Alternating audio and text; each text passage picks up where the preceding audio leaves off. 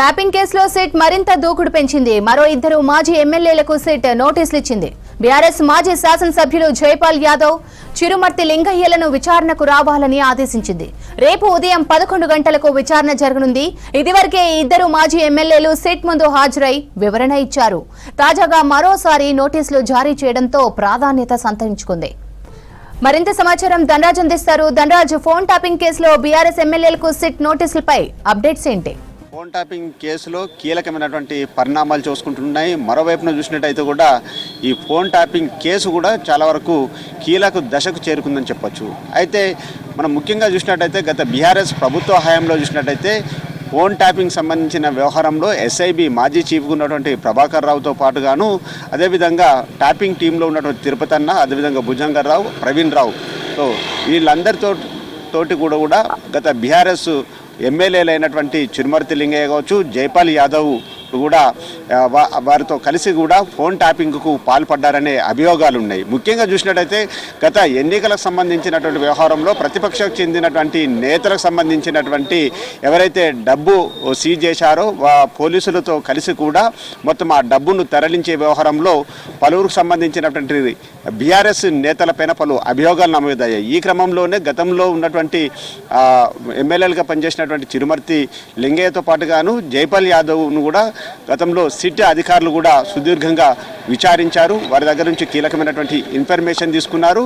పోలీసులు అదేవిధంగా ఎమ్మెల్యేలకు ఉన్నటువంటి ఫోన్ కాల్ సంబంధించినటువంటి ఇంటరప్షన్ కావచ్చు, దానికి సంబంధించినటువంటి కాల్ డేటాను అంతా కూడా పూర్తిగా వాటిపైన దర్యాప్తు సంబంధించినటువంటి అంశాలను గతంలో కూడా రికార్డ్ చేయడం జరిగింది.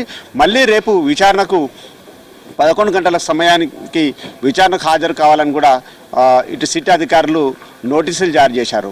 మరోవైపున చూసినట్టయితే గతంలో కాంగ్రెస్ ప్రతిపక్ష నేతగా ఉన్నటువంటి రేవంత్ రెడ్డి సోదరుడైనటువంటి కొండల్ రెడ్డికి సంబంధించినటువంటి ఫోన్ కూడా ట్యాప్ చేసినట్లుగాను ఇప్పటికే అధికారులు గుర్తించడం జరిగింది.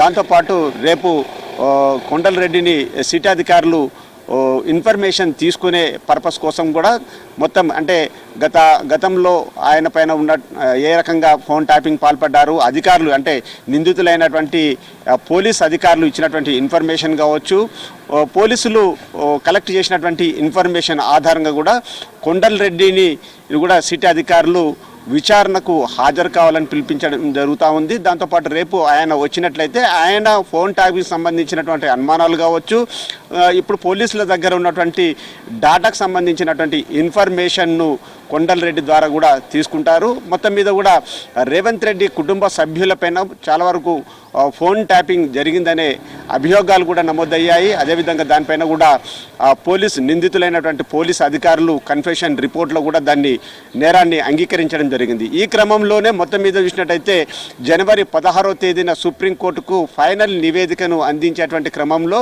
సిట్ అధికార బృందం కూడా చాలా వరకు సిపి సజ్జనార్ నేతృత్వంలో కూడా మొత్తం 4 ఐపీఎస్ సంబంధించినటువంటి అధికారుల నేతృత్వంలో ఇక పలు విభాగాలుగా పలు ఎక్స్పర్ట్మెంట్కి సంబంధించినటువంటి డిపార్ట్మెంట్ చాలా వరకు ఈ సిట్ దర్యాప్తును కూడా చాలా వరకు దూకుడు పెంచింది.